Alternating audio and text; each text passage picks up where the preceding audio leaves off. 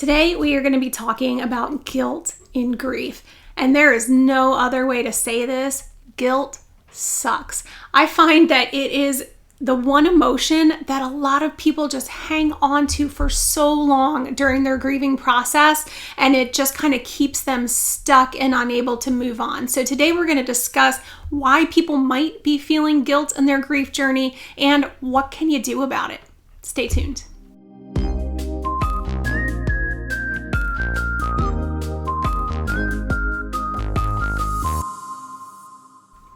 In my humble opinion, guilt is one of the worst feelings during grief. And like I said, it is one that keeps people coming back again and again to torture themselves and keeps them stuck and unable to move on. So why might people be feeling guilt in their grief? There are a ton of different reasons why, and they can be all over the place, but a lot of them tend to fall kind of into three main categories. The first one is regret. This is the why didn't I do this differently? Why didn't I spend more time with my child before they died? Why didn't I do this? What if I would have done that? So you regret something that you did or didn't do in the relationship before that person passed. The second is survivor's guilt. So this is the why was it them and not me? Why am I still alive when that person is gone? And the last one is unresolved issues. So maybe you had a falling out with the person who passed. Maybe your relationship was a little bit strained. You had something between you that you didn't take care of, and you just kind of left things unresolved before that person passed. And now you're struggling with the guilt of never having that chance to resolve whatever was unresolved. And again, there are a bunch of different reasons, but most issues with guilt in grief stem from this overwhelming desire to control something that is completely uncontrollable. Many people stay stuck in this feeling of guilt for a really long time, kind of going down this shame spiral into the what ifs and why didn't I, and I should have done things differently. We long to switch places with our loved one or change the way that something happened or leading up to what happens so that there will be a different result in the end. But the key is, though, that we know is that a different result isn't possible. And that's why guilt can be so paralyzing if it's not dealt with. So what can you do to maybe relieve some of this guilt that you've been feeling in your grief? I have a couple tips you could try. The first step is always just to acknowledge it. Acknowledge that it exists. It's okay to admit that you feel guilty, because not admitting your guilt usually ends up just making those feelings even stronger. Admitting that you feel guilty is really the first step in that healing, and along with figuring out exactly what you're feeling guilty about. So you want to name that guilt. The second step that I have for you is to talk to yourself like you would a friend. This has been so helpful for me personally on my grief journey. I like to look at it this way. Talk to yourself as if you were talking to a friend that was telling you your story. Would you hold your friend to the impossible standards that you are holding yourself to? Probably not. Sometimes we've just got to be our own best friend and cut ourselves some slack. And it's not going to happen overnight, but working to forgive yourself and talk to yourself in a more kind, understanding way can go a long way to healing that guilt. During my grief journey, I use this tactic a lot by asking myself, what would I say to a friend that was telling me this?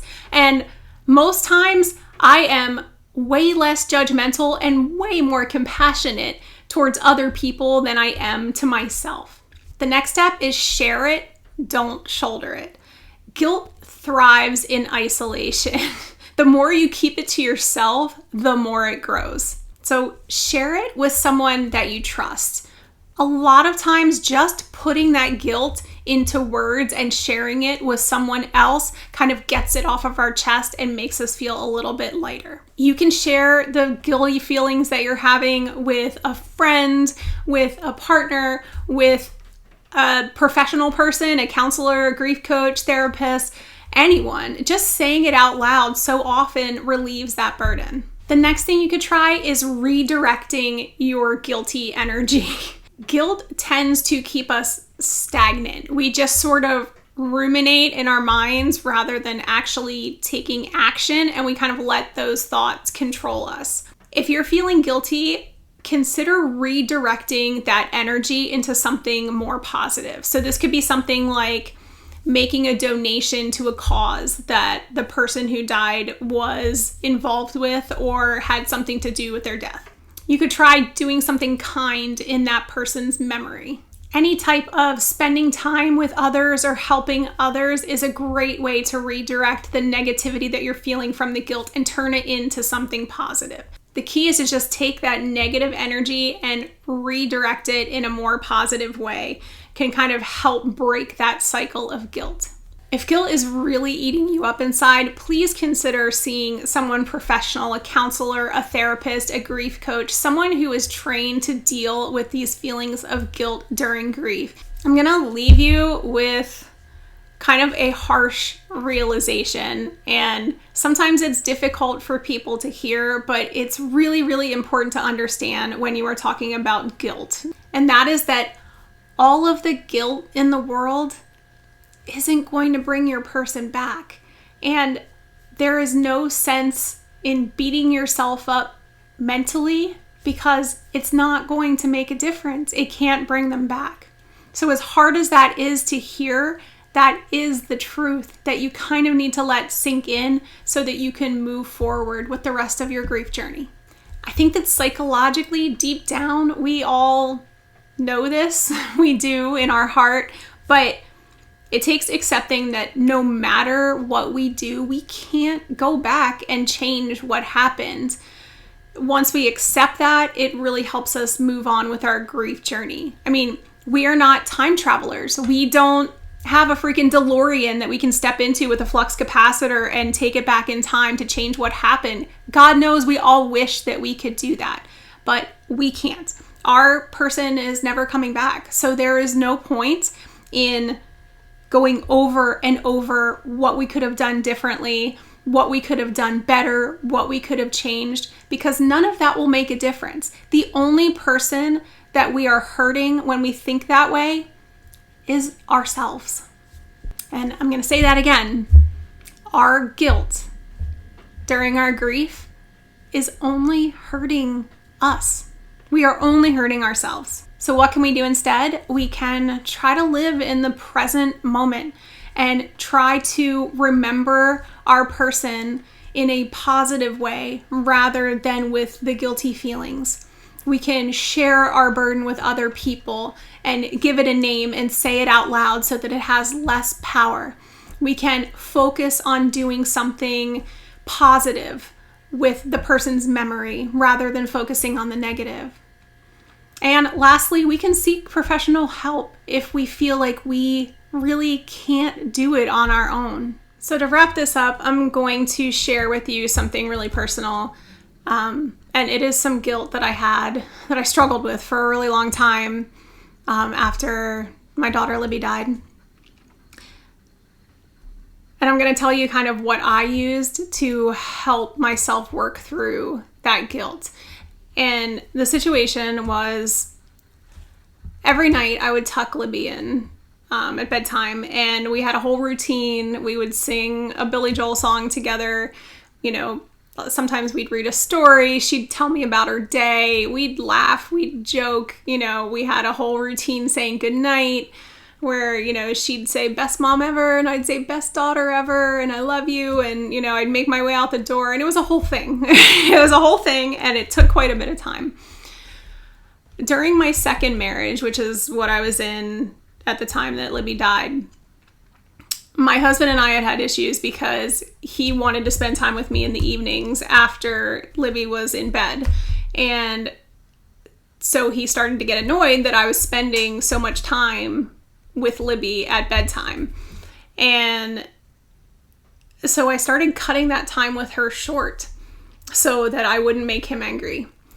And I felt so guilty about that for so long. It was my biggest issue with guilt. It was like, how could I, because sometimes I would have to say, I'm sorry, I can't sit and listen to another story, or I'm sorry, I don't have time to sing our song tonight because, my husband's waiting on me to watch a TV show. And after she died and I realized that I'd cut that time with her short, I was so angry at him, and I felt so guilty that I didn't spend as much time as she wanted me to at bedtime. It was just eating me up like crazy. And what I did was I used the talk to yourself like you would talk to a friend situation. And it was actually my therapist that helped me with that. And, I had that conversation with myself as if I was,